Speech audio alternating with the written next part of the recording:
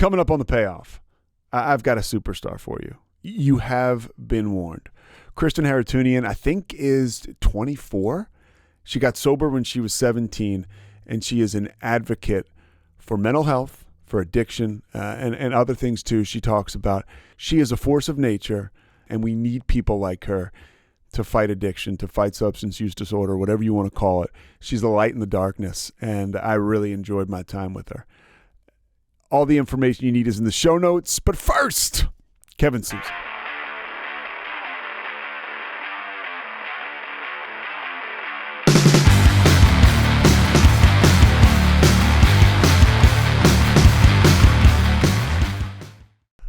Great to meet you, by the way. Great to see you. It's so great to talk more in I can see you. And live in color, yeah. So I used to do these mostly, hold on for 1 sec. Mike, is this good? I used to do these mostly audio because, I don't know, it was something about the anonymity or Sure. I thought that was pretty cool, but it's way better to see people. No, I 100% agree. I mean, the next best thing would be seeing you in person. Yeah. But I don't know if I could book a flight to Texas in under 48 hours. Well, you said your brother's in Houston, right? Yes. Okay. Yes. Mm-hmm. And where are you right now? Are you in Manayunk? Is that your place? Yes. Yes. My little 400 square foot apartment. Well, hey, it looks that I paid too much for. The exposed brick is pretty nice. It looks good. Oh, it's a great background. Oh, yeah. It really is. Do you end up doing a ton of Zooms from there? During the pandemic, definitely. I mean, it was so what I've sort of configured this setup. So I dragged my vanity from my bedroom into my living room. And, I have the little ring light. And what I would usually do is put my setup here, talk to the kids. And it was tough because of HIPAA, most of the time I wouldn't be able to see them. So I'd be basically talking to myself for an hour plus. And hopefully I would get some sort of question or feedback or what have you. Do you know, I spoke, it's funny, our mutual friend, Tim Brooks, I talked to him about, I spoke to a grade school over Zoom. And he was like, okay. He was like, dude, sometimes, because I was like, how do you do this? This was towards the beginning, or earlier part of the pandemic. He's like, sometimes I'll put a piece of paper over my screen just so I don't have to look at myself the whole time. Right. Yeah. Right. That's the toughest part. It's I have to because when I'm in a live audience, I can feel the energy. I can see the facial expressions. I get to walk around on a stage. And when I'm here, I don't really like to do my thing if I'm sitting, because as you can, I'm already talking with my hands. Yeah. I'm a big that's what I do. Yeah, yeah. I'll be sitting with somebody and I'll be talking and I'll see they start to look at my hands. I'm like, oh wow, I'm getting a lot of mileage out of these guys. Right. So this is how this will work. I'll do an intro, and then we'll just go right into this conversation. Love it. Yeah. So if you're ready to roll, let me make sure. Yeah. I have. Hey, Mike, battery. is my sound all right? I feel like I'm a little low, but that's probably on my end.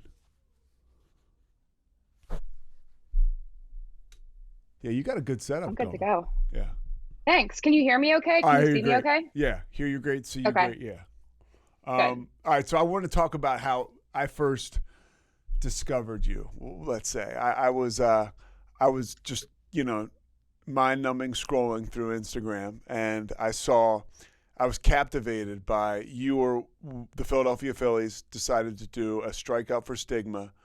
I guess they did a series of nights, and you spoke at one of the nights, and it was just riveting. I mean, here you are. You're obviously a fresh face to put on this recovery, right? And sure. you have great energy, and there you were, just very articulate and carrying a message of hope and recovery. How does it feel to be an advocate today? When we're going to get into your story, it was kind of like a minefield getting here. Yeah, I mean, I would have never thought in a million years that this would be my, not just my job, but my career. When I first got into recovery, I thought I was just gonna I barely thought that I could get a day clean or an hour clean or a second clean. So when I got into recovery, I was like, oh, maybe I'll go into PR, maybe I'll go into marketing. And And I never would have thought that like this would be the career for me because I get a lot of anxiety being on stage and being the spotlight or being in front of a bunch of people. But I was sort of blessed with this opportunity out of the blue. And once I knew, I knew. What was your, we talk about some of the highs. What was like the lowest of the low for you when you had to, for me, I never really decided to stop. I had a guy tell me that I needed to go to rehab, and it was like, I don't know. I just said yes. But it wasn't like my decision, but you know what I mean? Like it wasn't, I don't know, it wasn't conscious per se. What was it like for you? So my story is like very similar. Like I did not want to get clean. I did not want to come into recovery. It wasn't even on my radar. I mean, I lived with my dad and my two older brothers, and my dad said to me, and maybe this was like my second or third time getting clean, right? And I'm 17 years old, and my dad says to me, it was off of a relapse. My dad says to me, like, you're going to go to treatment and you're going to go as soon as the bed opens up. And at this point, there's a lot of powerlessness because number one, I'm a minor, so I'm 17. And it's not like I can like AMA or I can't check myself out. So like once I go into a treatment center, I stay in the treatment center. I'm sort of like under the whim of my caregiver, and that was my dad. But really, like what it was, I go and I would go in and out of the rooms, in and out of the rooms of, 12 step, and I would see all these people. And I love the joke, like, everybody else was so much older than me, right? Like I was like the baby in the room from like 15, 16, 17 years old. And I'd be getting like white key tag after white key tag. And I would think to myself and say out loud in these groups that, I didn't lose my husband because I'd never been married. I didn't lose my car because I didn't have a license. I didn't lose my house because I wasn't of age to even own a house. I didn't lose my job because I had never gotten a job because I was so young. And I was like just a high school student who's trying to figure it out. And I had somebody come up to me and they said, I was where you were at 15, 16, 17 years old, and I didn't lose those things. And I stayed out there and I stayed using until I lost those things. And I was right where you're at. So like, you're either going to make a decision or you're not. And, it took a couple of tries, but ultimately, I'll never forget laying in my dad's bed after relapsing for the millionth time. And I couldn't even look at myself. I had lost everything that was important. I lost my self-respect. I lost any outlook on a future. I lost my ability to live. And I lost everything that was near and dear to me, which was like all of the inside stuff. So when it was time for me to go to treatment, it wasn't necessarily like my bottom. It was like my first step forward. I just didn't see it at the time. Does that make sense? Yeah, it makes perfect sense. And, your dad seems like, I was very lucky too that I had, my parents were just always there for me. They really were. I mean, everybody's got their stuff with growing up and family stuff, but my parents were always there for me. And your dad sounds like he was a huge part of that recovery for you. Where did you grow up? Now, did you grow up outside of Philly in Glen Mills? Yes, I Okay. grew up in Glen Mills. I grew up technically in Springfield, but Okay. I lived there until I was like 6. Okay. So don't really Where'd you go to remember grade it. But school? I went to like Rose Tree Media School District. Uh-huh. So Glenwood, Uh-huh. Glenwood, Springton Lake, Pencrest. That Okay. was Oh, like my Pencrest. stint. Yes, Okay. partially. I partied with guys from Pencrest. Yeah. We're a wild bunch. So when was your first experience with a substance that was able to change the way you felt and thought, that mind altering situation? Yeah, so this is an interesting question because my first interaction with a substance wasn't my own interaction with a substance. My first interaction with a substance was through my mom. My mom was an alcoholic, anorexic, in and out of hospitals, in and out of institutions, and watching the bottle just deteriorate her completely. Like that was my first sort of like candid look of what addiction was, even though we didn't have the label of addiction at the time. that I had told myself for years. I was like, I'm not going to be that. And I say years, like I'm 24, Yeah. right? Like, but like years in my perspective. Yeah. When you say we didn't have the label of addiction, what do you mean by that?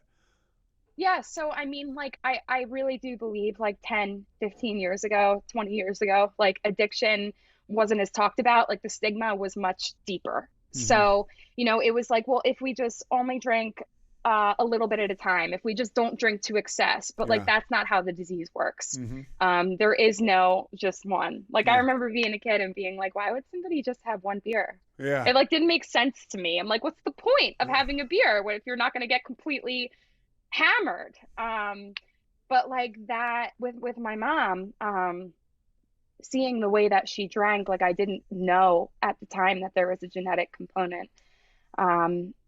I'd watched her go in and out of the rooms of AA and get some time clean and then, lose that time. And I had convinced myself on like a really deep visceral level that the program didn't work, that rehabs didn't work because it didn't work for her, which, is like a huge generalization. But at the time, that was my outlook.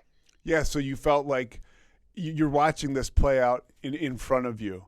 How did that affect you at the time? Is that why you think you started to use and drink, or was it just other things where it just came into your life? I mean, I think like a large part of it is traumatic events, and the other part of it is the genetic component. Like, I mean, I always like I love this story because I'm like a storyteller Uh-huh. at heart. So I remember, so we had like and like I have my two older brothers. So my one older brother is 2 years older, and the other one is 4 years older. And we had this basketball court in our driveway, and not court, like the net. Yeah. So we had the basketball net in the driveway, and I'm like learning how to shoot hoops, right? And I suck. I'm no good. Like it's like 15, 20, 30 shots, all misses. And I'm like really trying for this 3-point shot. Like I'm like, I can do it. I got it. And like my brothers have already gone inside. Like the sun is going down. They're over it. And I finally make the 3-point shot, and I'm so excited and proud of myself. So I go into the kitchen and I get like a can of whipped cream. And I'm like, I deserve a reward. So like I put a little bit on my finger and I eat it. And I'm like, okay, like one more, one more, one more. And then I go as far as to putting the can back in the fridge, closing the fridge, walking out of the kitchen upstairs to going all the way downstairs, coming back, opening up to the fridge. And like I finished, it was a brand new can of whipped cream. Like I finished it. And like I was so sick and I wanted to do it again. Yeah. And like that, if there's like not, like that encompasses like this entire disease in like more of like a funny way, right? When it started to get more serious was when those traumatic events unfolded. Like I didn't realize at the time that like things were much darker than they were. I mean, like with my mother, I was her caretaker, man. Like I was the youngest, but in a sense, I was the oldest. I spent time feeding her because she was 86 pounds. I visited her at Renfrew. I visited her in the hospital. I checked in at all hours of the night to make sure she was still breathing. And And like how old are you around this time? 8, 7. And like my dad had this great job that brought, he was the financial provider. So like he traveled the world ultimately for a week and a half at a time. And it What was did your sort dad of do? like Can you say that? he worked for this company called what was it at the time? He was an executive at some company, And this he Fortune traveled. 500 company, Okay. and he traveled. And like that was his way of like keeping the family afloat. It was something that we didn't necessarily talk about outside of that household because, we lived in like upper middle class Glen Mills, and we had a beautiful house and the 2 pugs, and it was like Yeah. we had this life. And I came home from school and it was like, okay, time to take off the student hat and put on the mother hat. I mean, that's really what it looked like.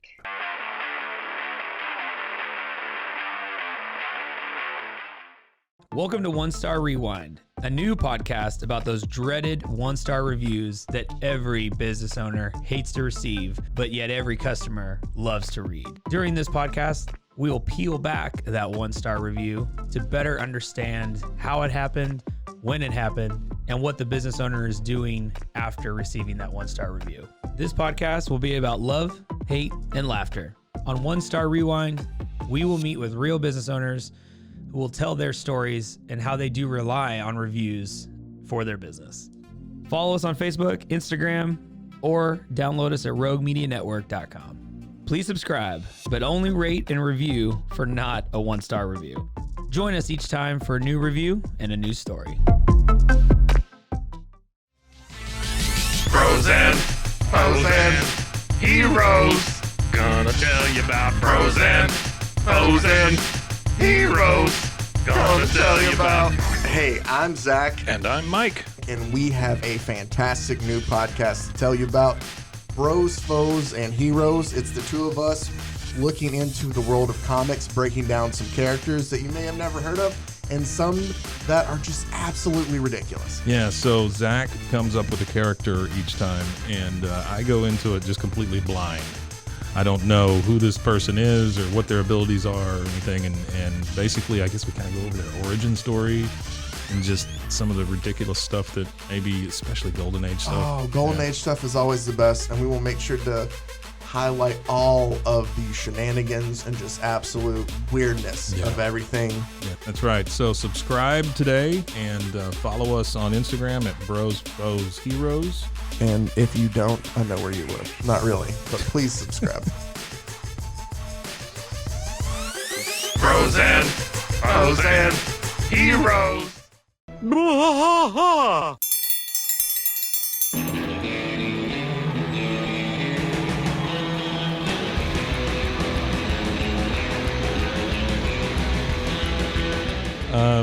What are we doing here, Rusty? What are we going to do? Yep, we're doing the King of the Hill Rewatch podcast. King of the Hill Rewatch podcast. Yeah, so we're going to go through one episode at a time. Come along for the ride with us. Come check it out. And give me a good like Dale Gribble quote to go out on. Wingo. Wingo. Wingo. Wingo. All right. Well, join us for the King of the Hill Rewatch podcast. In the heart of Texas, that drinks his brew. 911, what's your emergency? Do you hear that? It's coming from the house. It's coming from inside the house? Do you mean? Could it be? The Poltergeist.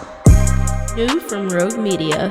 Two haunted hotties talking about haunted places. Every episode we dive deep into the darkest places and give you a bit of history. We're getting spooky in all the right places. You've gobbled your last ghoul. Follow along for the craziest and spookiest stories with Debbie's Dark Tourism. The Stanley Hotel, Winchester House, The Alamo, Hotel Monte Vista, and more spooky places. Find us at _Poltergals. POLTERGALS. Look over your shoulder. It's us, the Poltergals. Wherever you consume the podcast, you can find us there.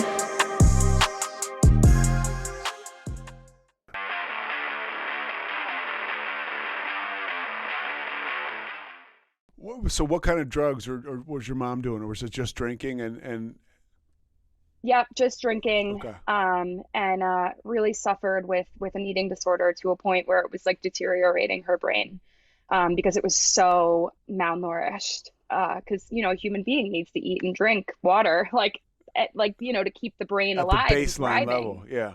Right. And this eating disorder ravaged her for a number of years. I would say more than 10 years easily. And I don't know your story, and forgive me for being callous, but what happened to Mom? Yeah. So my mother attempted and completed suicide. So I was 11 years old. It was December 6th of 2009. So my birthday is on the 25th. So it was right before my 12th birthday. And at the time, it felt like a shock, but it really wasn't. Mm-hmm. My mother often talked about suicide, wanting to end it. And granted, again, at this time, the stigma associated around mental health, mental illness, it was much deeper. So, we'd hear that stuff and be like, oh, no. Like that's not going to happen. Like, you're okay. Like, I mean, we really dismissed it when, any threat is a serious threat. And, because this was such a long journey and a long time coming, when it finally happened, my world changed in the blink of an eye. I mean, I can't even imagine, how that plays out afterwards, or even in the moment. But what happens to you as far as addiction and taking in substances? Did it trigger the activity right away? Oh yeah. I mean, like the first drug for me, right? Like the first drug for me was alcohol. I went from like partying with friends and like, really like this escapism to like, I'm going to go hang out with the cool kids, right? Because like I wasn't the cool kid, I'll admit it. Like it wasn't me. Like I was like kind of a dork growing up. So like, when I got invited to like, because I joined the lacrosse team because the cool girls played on the lacrosse team, right? Like I wanted this in to like feel a sense of belonging. So like when I finally got invited to the party, and I'm like 14 years old, it was like, oh wow, like this is cool. And when alcohol was introduced to that party, it wasn't even like, the scary thing is, right, is that it wasn't even a thought. I didn't think about my mom. I didn't think about like the pain that it caused her. I didn't think about the genetic component. Like I thought like, this is going to be so good. And it was sort of like this, and like I'll reference Doug, right? Because like I just listened to his podcast. And Doug Overton, yeah. Something that he said was, I felt like I deserved it. And I felt like that I deserved a break. That it was like, I deserve to get outside of myself because my mother killed herself. I deserve to get outside of myself because I had gone through, like childhood sexual abuse, which is like another component of my story. And, for me, when I used it for the first time, I'll never forget feeling, this is how I want to feel for the rest of my life. You're telling my story. I mean, that's it. Yeah. Yeah. Yeah. Yeah. Same exact age, around 13, 14. And it was like, this story I tell all the time, but forgive me if you're listening, you've heard it before, but in 8th grade, I was terrified to go to dances. And in 9th grade, I started to drink and I could not wait to get there. And, right. Yeah, right. Because you can be like this extroverted, fun, like there's no fear, there's no barriers, but like let's like make some clarity. Like that's how it felt at the time. Yeah. Like really what it was that like, it was this mask of like, I love the phrase, like I was a really good chameleon. Like I was really good at being who you wanted me to be. So you would like me because I didn't like myself. How did it pick up steam? Because right now we're similar. Look at our stories. 14, you're drinking. It's starting to take flight, let's say. And how do you get involved? Now there's a whole nother element to, I started to take prescription drugs probably when I was 18, but I wasn't, right. It wasn't, I would take whatever you would give me, but I was able to kind of like muddle through. Some of the stuff that you end up taking, as we know, is just crippling. And you're on the fast track to nowhere or to death. What happens after alcohol where you can continue to just spiral? Right. I mean, like my progression of my disease was much faster. Over the course of 5 years, 14, 15, 16, 17, like 3 years, 4 years, like it wasn't even that long in the grand scheme of things. But, went from like, I love this, I love drinking to, marijuana is introduced to me. Same feeling. I was like out on a creek with like a good friend of mine, and we smoked weed, and I smoked weed for the first time, and I was like, I want to feel this way for the rest of my life. Yes. And like the thing is that it was never enough. And I didn't see that at the time. Like it was just like, I didn't want to feel the way that I felt. I didn't want to go through grief. I didn't want to go through having to look at myself in the mirror And like, as you know, like as our addiction progresses, like the harm that we cause others also enhances. Yeah. You know, stealing from my dad, like taking money out of his wallet, you know, like threatening my brothers for money, like, because like I didn't have a job, I was 15. So, you know, it went very quickly from like drinking at parties and smoking weed on the weekends to like like watching some stupid TV show on a Tuesday night and like taking a shot every time they said the word you know what I mean? It's like what is my life? But you really turn a corner as an alcoholic or an addict when you're a kid and you realize there's alcohol at the house that I can access and drink, and I can do this now on a Tuesday, like you said, right, or a Wednesday. To me, that's when the wheels really started to come off, even though maybe on the outside I sort of kept it together. But mentally I was like, whoa, you're telling me I can do this all the time. Right. And it was like sort of like Pandora's box opening. Like, okay, like nobody's, and my thought process was like, who's going to fault me?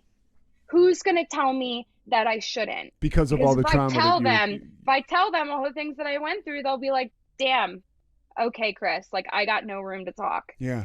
You know, like just like a fast forward. Did you always still have like this real charismatic personality and like that great smile? Were you able to like really, I mean, so on the outside, was the con like working out for you?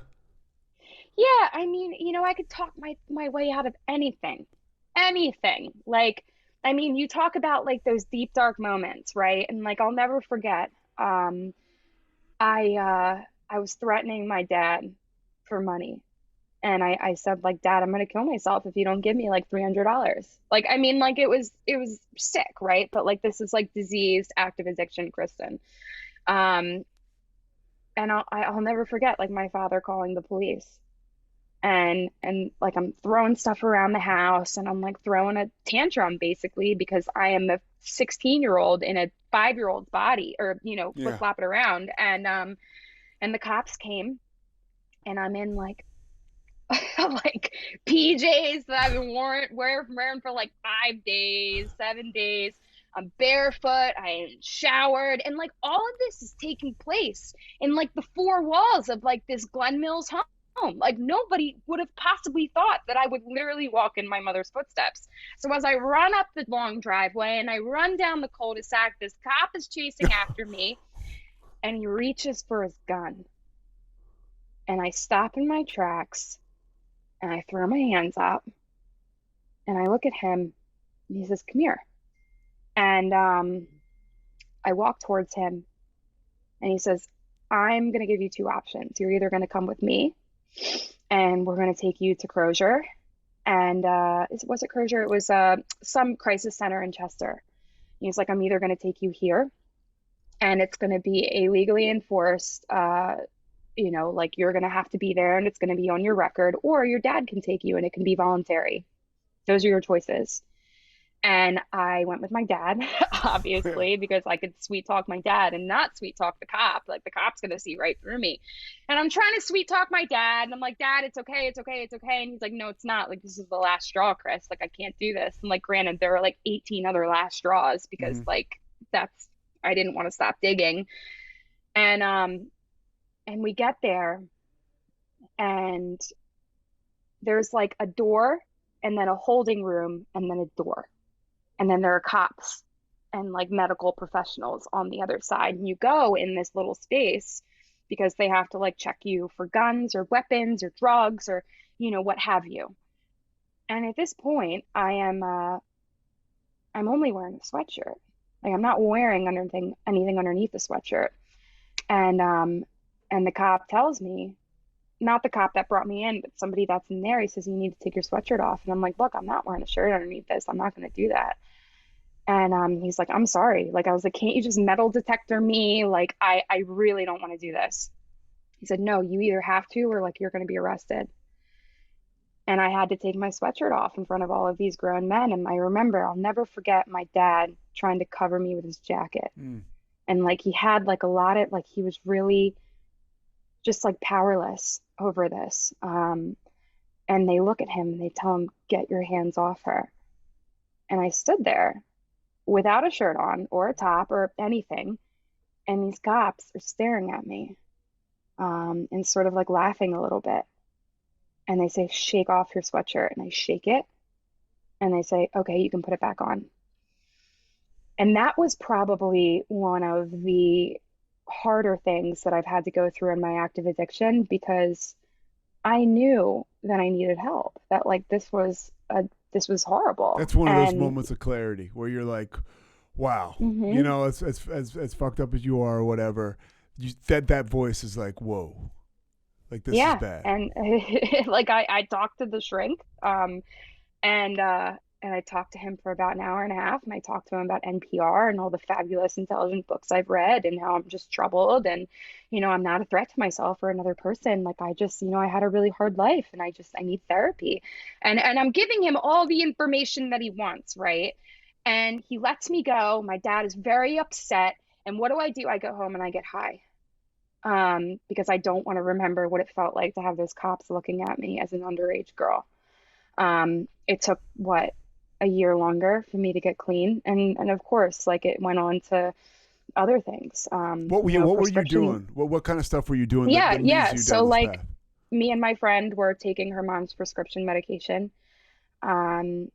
You know, I would not say that I had an addiction to opiates, just because it was like every once in a while. I was more of like a dumpster, like whatever you can give me. You know, there was another time where I was partying in North Philadelphia, and the guy said, here's some Molly. And he overcharged me because it was meth. And again, like another moment of clarity, like I knew that I was an addict because I snorted one line, and he started laughing and was like, this is meth, it's not Molly. And I snorted the other half. I went to treatment a week later. And so when you get to treatment, like what is, because you and I talked about it, we both went to Karen, and you know, which is in Pennsylvania, and you go there, and you kind of, just knowing your story now and talking to you about this a little bit, you sort of try to follow in your mom's footsteps. I don't want to say try, but you go to Karen and you attempt to take your life. So you're in rehab, and what happens? Yeah, so I mean, Karen was my second treatment center. The first one that I went to was I was 15. I went to I think it was called Pyramid, and I don't think it exists anymore, but it was an adolescent treatment center. I was there for 23 days. But when I drove up to like Magic Mountain, it was like, this is like they call Karen Magic Mountain. It was sort of like this Hail Mary throw. It was like, all right, like this is the best of the best treatment that you can get without flying you to like, you know, California. And even still, like Karen has a great reputation. So, and you're just taking, by the time you get there, you're just taking everything you can, pretty much. Right. I mean, when I finally got there, it was about an hour and some change drive. And when I got there, you know, I did not want to get clean. Like, just to be super clear, I did not want to get clean. I wanted to stop using drugs for a little while. Like, I thought I needed like a detox, and that I'd be able to like drink or smoke weed on the weekend. Like, that's what I thought. When I finally got admitted into Karen, I started sitting in groups. I was around like 10 other girls that were around the same age as me, because I was in the teen program because I was a teenager. And, you know, like I remember like laying in the bed being like, this isn't that bad. Like, the beds were really nice. The food was pretty good. They had a frozen yogurt machine. Like, it was like, okay, like, this is like pretty cool. Like, I get a customized omelet, right? And like, these are like, and I do want to say that like, it was a privilege to be able to go to Karen. Not everybody gets those resources. And I think that like more scholarships should exist. And I know that they're working on that, but you know, the reason why I attempted suicide was because I had suppressed memories of childhood sexual abuse come up. And, you know, that was really, really hard. You know, sexual abuse was like a very common theme, inside addiction, outside of addiction. So, you know, being a young woman who's, you know, conventionally attractive, like, it's just, even if I wasn't, like, it doesn't matter. Like, I was to be used by other people. So when these memories came up, it was so scary because I didn't think that I would be able to live with that. And you couldn't shake them. Right. I mean, I was so scared. Is there a fear like that this will happen again? Or is it just like I've been completely violated? I mean, I think that it was such a shock because, I mean, any form of sexual assault is a shock, whether you believe it right after it happens or you believe it 20 years later. You know, it's a shock to the system because something has been taken away from you non-consensually. Feelings are involved that you thought that you would never feel. So, you know, that's the beauty of like therapy and 12-step and, you know, like being honest and open about it. Like the only reason why I'm honest and open about it with you, I mean, like right before this podcast, I was thinking to myself, like, am I going to talk about that? And I sat there and I was like, why not? You know what I mean? Like, what's the harm? Like, yeah. It's like, because I know I'm not the only one. Oh, no, all you can do is help people. I mean, hopefully there's people listening to this right now and being like, oh, my gosh, she can talk about it. I can, too. Because the thing about when you're in addiction with me, all those feelings I had of anxiety or shame, whatever, I drank and used on them. So for people that don't know, at least for me, and I can relate to you, when you get to rehab, all this stuff starts to come up. So you're sober and you're starting to have these emotions about, oh my gosh, like this is me. Right. Well, I used because I didn't like the way that I felt. Yeah. I didn't like myself. So when I was in treatment, it was like, you know, I sort of love that, you know, it's like raw dogging reality. You know what I mean? Like it was like, okay, like. Were you able to find the gear to talk about this stuff? Yeah. I mean, look, like it took some time. It took some time. I attempted suicide by breaking a coffee pot and slitting my wrist down and across. I ran out into the street, into the parking lot. I was bleeding out. I was like near death. And a counselor, and she's like, I see her every year because like I come up to Karen and like I talk to the people, and she wrapped her jacket around my arm and stopped the bleeding, and an ambulance came and took me. And I love her. I do. Like she saved my life. And if we're talking about like, I mean, there's so many bottoms, but like if we're really talking about that one, it was like I knew that like I'm either gonna like move forward or I'm gonna die. Like, I mean, and I really didn't want to die. I just didn't want to feel the way that I was feeling. You know what I mean? Yeah. When do you start? So when do you start? I totally know what you mean. When do you start to get that feeling? Because now, again, you're sitting in front of me and you're on fire. How do you, at what point do you turn the corner and you say, fuck it, I'm all in. I'm going to start talking about this stuff? Because the moment I started to talk about those secrets and those deep fears and that shame, I did start to feel better. Was there? Right. Yeah. I mean, the moment that I really started honestly and openly talking about it and like really telling the truth, like not, oh, this might have happened, excuse me, or like, oh, it's not like, funny, but you hear that people you know, are halfway at a lot, right? Yeah. Right. And like it was like half measures availed us, right? Like that's like a saying. And I really started talking about it when I would hear other people talk about it in our groups. Like I was transferred to another treatment center up in Illinois. So like I did a total of like 5.5 months of treatment. When I went up to this treatment in Illinois, it was Timberline Knolls, and it was for people that had experienced trauma or self-harming, which was like my bag too, and an eating disorder, which was also my bag. So I had sort of like this plethora of stuff. And when we would sit in groups, and there would be the girl that would talk about like her uncle, you know, molesting her, or, you know, the girl that said like, you know, my dad abused me and beat me. It was like, I might not necessarily relate to those exact experiences, but I know what it feels like to have your body respond in a way and your mind respond differently, and that shame and that guilt. Because the thing about shame is that it keeps us from talking. So if they were able to talk so bravely about this, maybe I would too. And I'll never forget putting my hand up and saying those words, that I am a survivor of, you know, sexual assault. and really like sharing my story and having people nod and like believe me. I think that was my biggest fear, that people wouldn't believe me.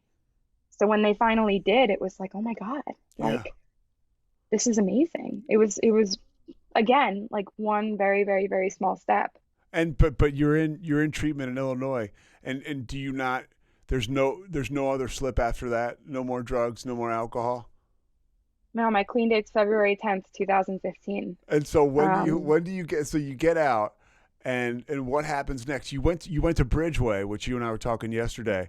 Is a high school. It's a sober high school, and I see you get that huge smile when we even say the word or the name.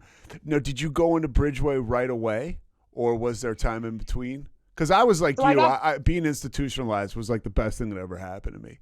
Oh my God. Yeah. I mean, incredible. Like, and at the time I'm like, oh, like I'm going to have to repeat my junior year, but it's like I gave up 6 months of my life for the rest of my life. Yes. Like it's a no-brainer. Yeah. No-brainer. So I got back in the summer.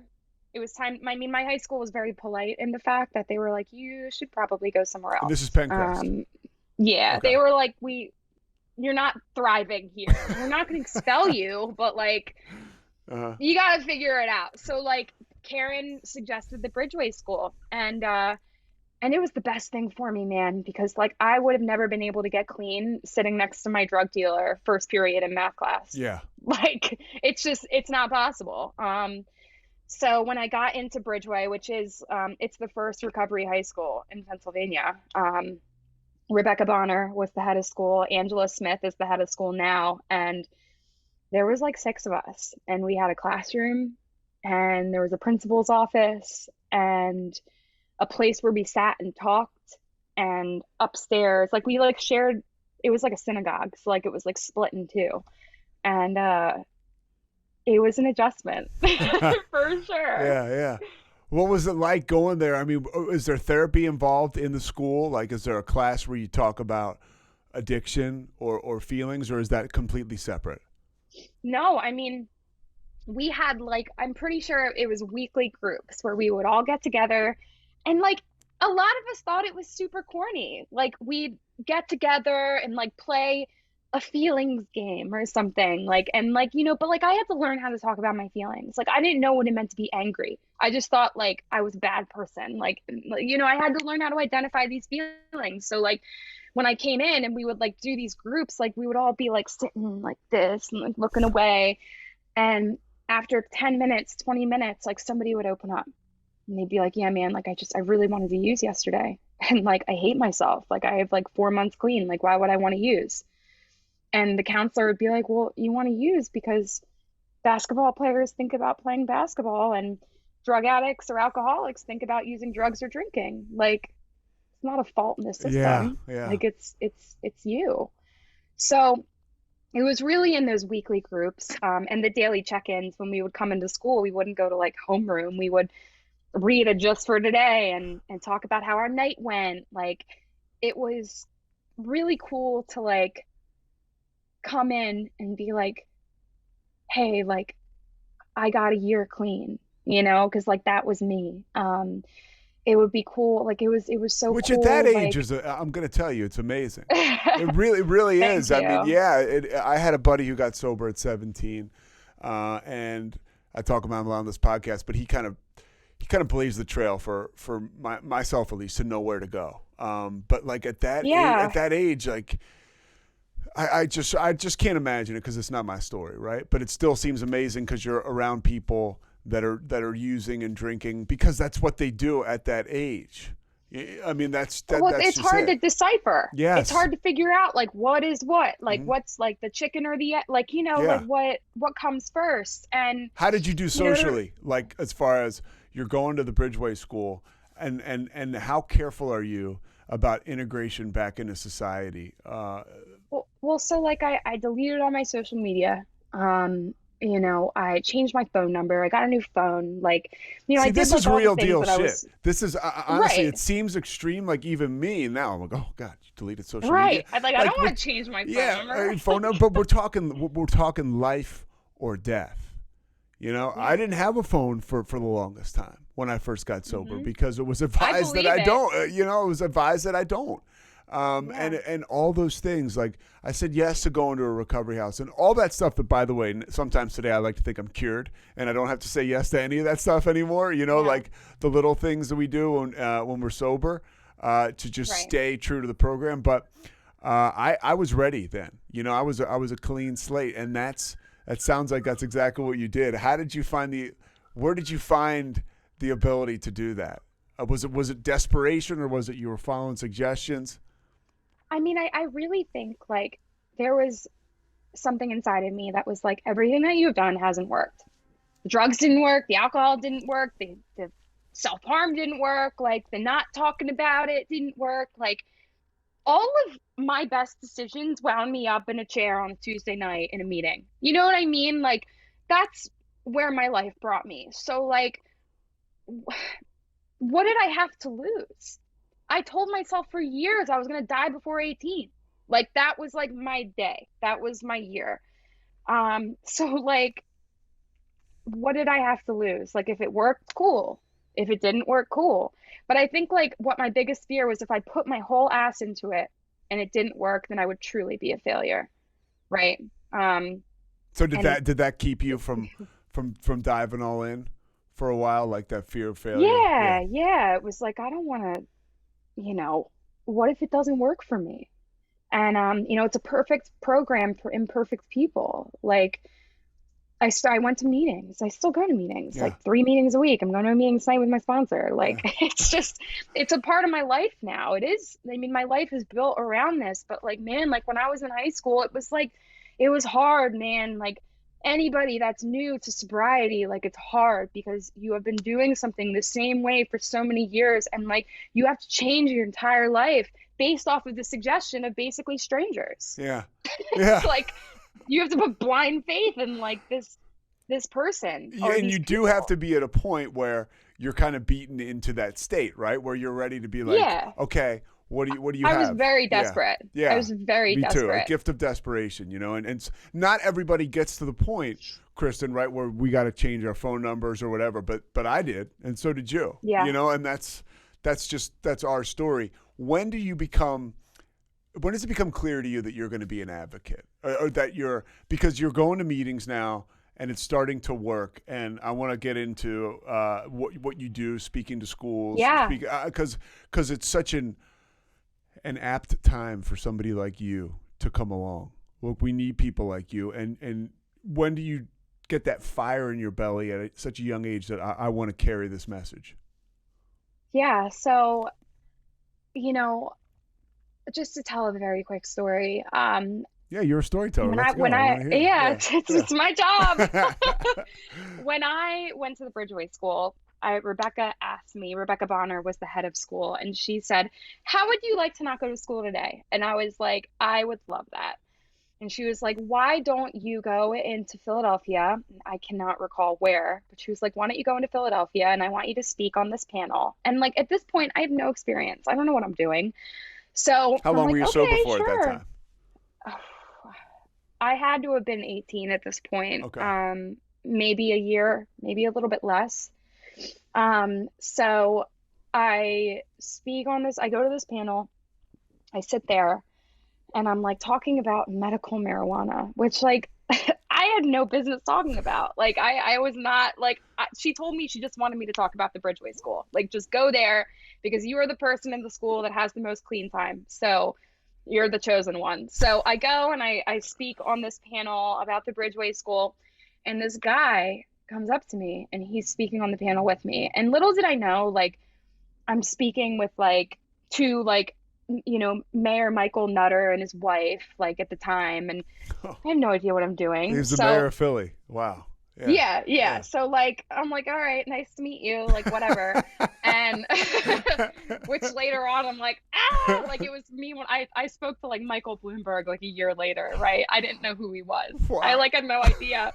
And they're like, you spoke to former Mayor Michael Bloomberg, who's giving $50 million to the United States for the opioid epidemic. Thanks for speaking. And I was like, that's who that was? Like, and it was him and Tom Wolfe. Like, wow. But that's like. So that's the mayor of New York City and the governor of Pennsylvania you're talking to, right? Yeah, Right. yeah. There's a picture in the Inquirer somewhere. I'll have to forward it to you. Yeah. But it was like, basically, the guy that I spoke on the panel with, he worked for Minding Your Mind, and Minding Your Mind is the organization I work for now. And he said, how would you like to speak for Minding Your Mind when you graduate high school? And I was like, okay, bet. And I graduated high school and I applied to Penn State and I got into Penn State, and I went to the branch campus, Brandywine, and when I wasn't in class, I was speaking. And I went through 6 months of training. And what kind of training? It was like how to be an effective public speaker. I mean, there's some natural piece of it for me. Yeah. Like I am blessed to be articulate sometimes, not all the time. Yeah. But you know, we went through like how to say things, right? So like usually when we talk about suicide, because their mission is to reduce the stigma associated around mental health. But for me, I talk about mental health and addiction. When we talk about suicide, people usually say they commit suicide. Like Suzanne Harootunian committed suicide. Commit has such a negative connotation, like you commit a crime or like you're in trouble or you're bad. So we say attempt and complete. So there's not that negative connotation. It seems like such a small thing, but in the grand scheme of things, like the way that we talk it's a lot more than just a couple of words. Yeah, when you said that, we were talking earlier, it grabbed me. You know, that choice of wording, and words are important, and I need to work on this in my life all over the place, but being intentional is so important. And it is, and that was what the training was. It was like, you know, how can you tell your entire story in the span of 30 minutes? And how can you do it in a non-triggering, educational, and impactful way?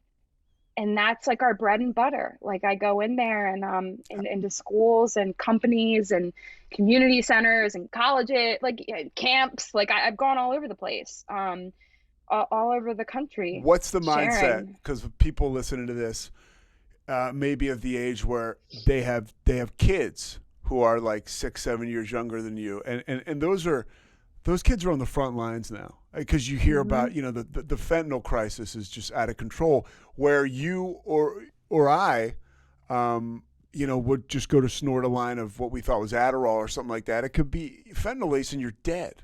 I mean, and that's up the stakes a little bit, maybe cocaine, but you get what I'm saying. What happens when you go into these schools and you're talking to these kids? How can you get through to them? How do you try to? It's so hard to like not get emotional. Just because like when I talk to these kids, and like this is the reason why I haven't stopped what I'm doing. I've been with Minding Your Mind for going on 6 years. Like those kids that I talk to, like when I tell my story, it's in a very authentic way. You know, there of course there are like stats and facts and stuff, but it's very minimal. It's you know, telling my life and being vulnerable and being honest and like showing people like what my darkest days were, and then wrapping up the story with like that, like we get better. It gets better. You know, when I show them pictures of my dog, or I show them pictures of me hiking, or that I live in an apartment in Manayunk that I pay for, that like I have this cool job, but like most importantly, like I don't want to die today. And like it's because of therapy. It's because of positive coping skills. It's because I asked for help, or help was given to me. And you know, like teaching kids the warning signs through my own personal experience, like it makes it real. Like we had Dare come in when I was a kid, and like I was like, psh, that's not going to be me. Yeah. And like that was me. And like, you know, when there's like 5 or 6 kids that are waiting in line to talk to you and to say, you know, my parents just got divorced. They just announced they're getting divorced yesterday, and I really needed to hear this. You know, that is the line between that kid going to grab a bottle for the first time and hearing something else, and maybe practicing yoga or writing about their feelings instead. Like that is the line, and it's such a fine line. You know, the kid that says like, you know, my parents, they don't think mental illness is real. Like parents model how they model the behavior for the kids. So if your parent is talking about their feelings and talking about, hey, I had a really bad day today, but I'm gonna sit in my room and journal for a little bit. What is the kid gonna do? The kid is gonna model that behavior, hopefully. So, I mean, it's like the very first question that you asked was like, you know, what is it like being an advocate? It is by far the best thing that I have ever done in my life. And you keep besides getting clean. Yeah. But you keep doing it. A couple more things before I let you go. You go into parts of the city of Philadelphia. We talked about Kensington, which is just for people who listen in other parts of the country. It's I don't know. How would you describe Kensington? I mean, what do they call it? The heroin capital of the world. I mean, it's like, it looks like as out of a zombie movie. You know, one of my first times going to Kensington, like I remember I was on the phone with my girl Ashley, like my very best friend, and I was like turning off into the what is it? There's an exit that like brings you right to K&A. And you know, I never used in Kensington, like that wasn't my story, but like I know a lot of people that have, and like it's like 8 a.m, right? Like I'm going to like talk to these 4th graders.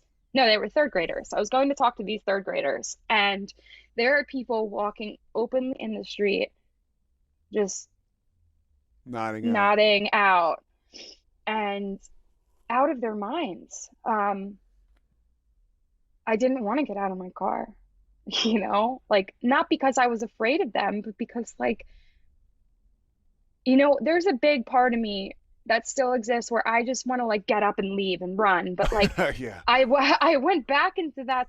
I went into that school because like that very well might be some kid's parent. You know what I mean?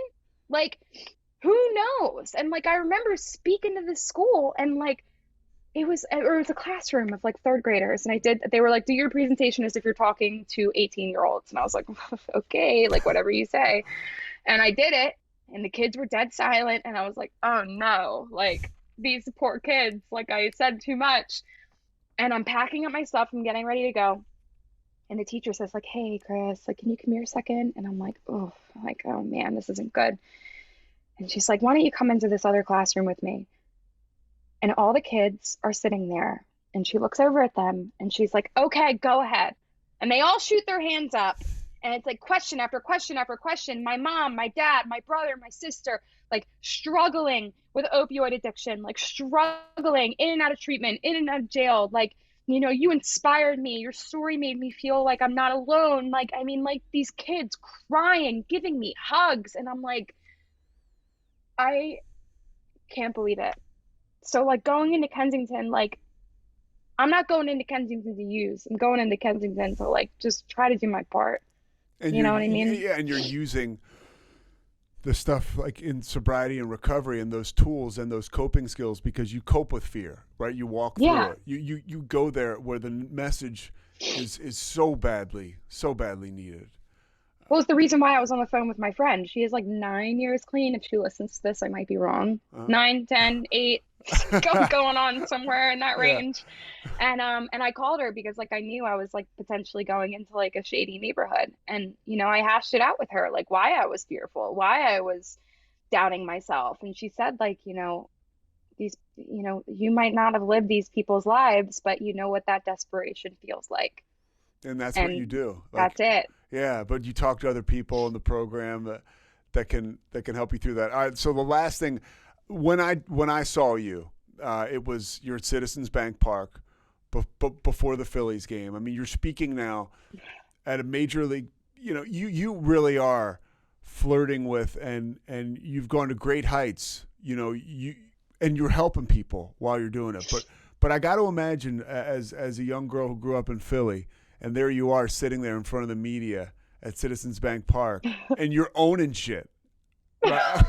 I mean, really. I mean, that was like, and I'll put that Instagram clip on here. But that is like, what is there a moment there where you're like, wow, I'm doing good work? I mean, you got to stay humble, but at the same time, there's got to be moments of great gratitude. That moment was like, ah! It was like, Oh my God. Like, I cannot believe this because like Minding Your Mind like set this up, right? So like Minding Your Mind has a partnership with the Philadelphia Phillies called Strike Out the Stigma. So like they have Minding Your Mind speakers that speak alongside with other speakers on this panel. I was just like the chosen one of the month, right? So like we have like amazing speakers that all talk about different things, but like when I sat on that panel and like I just like couldn't believe it.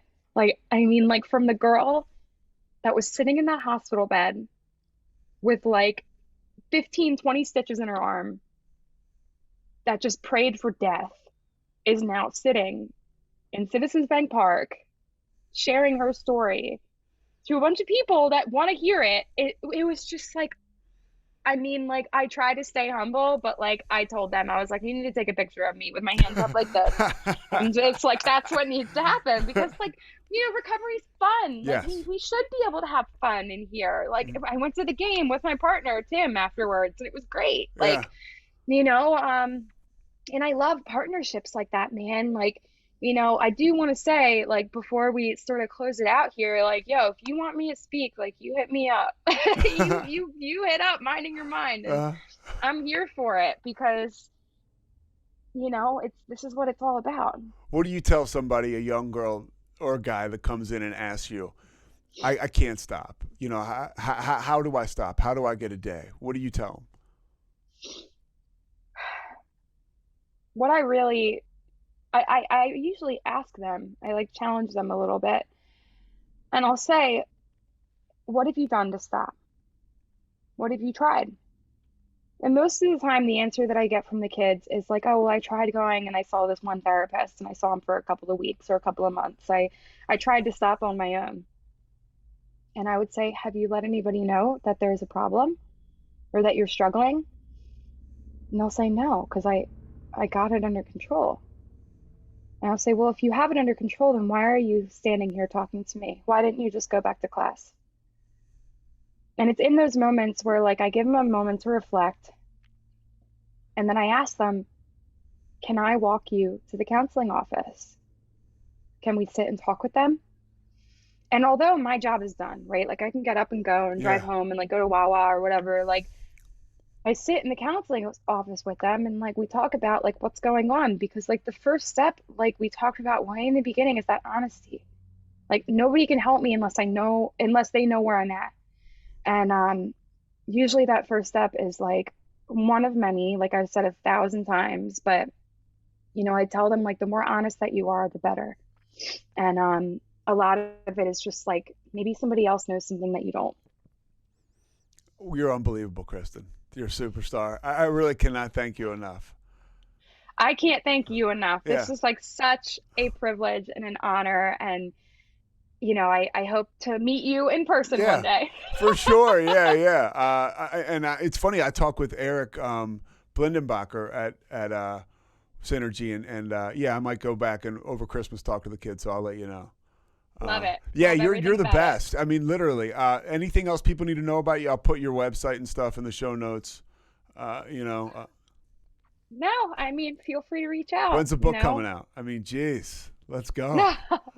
I'm writing a book currently. Are you? Yeah, I'm telling you. I'm telling you. It's great stuff, and it radiates off you. And this war on drugs, for lack of a better term, against substance abuse disorder, addiction, whatever you want to call it, we need people like you. And I need people like you to just keep me sober because now I went to a meeting before this and I feel much better about myself than I did at 10 o'clock a.m. Central Time. I feel pretty damn good now. And it's through a meeting and talking to people like you. And it's kind of what it's all about. That's right. Yeah. I do the same things today that I did like 7 and some change years ago. Nothing's changed except life circumstances. So, and they've gotten a heck of a lot better. So. Well, thank you very much. I'll send you this link. It'll go up tomorrow. All right, Harootunian. All right, cool. Thanks so much. We appreciate it, Kristen. Thank you. All right, bye-bye. Bye. Thanks so much for listening to the Payoff with Pete. Once again, I'm Pete Souza. And of course, we are part of the Rogue Media Network. All kinds of good podcasts you can find at roguemedianetwork.com. And of course, you can find this podcast and all those other ones wherever you get your podcasts, iTunes, Spotify, other spots like that.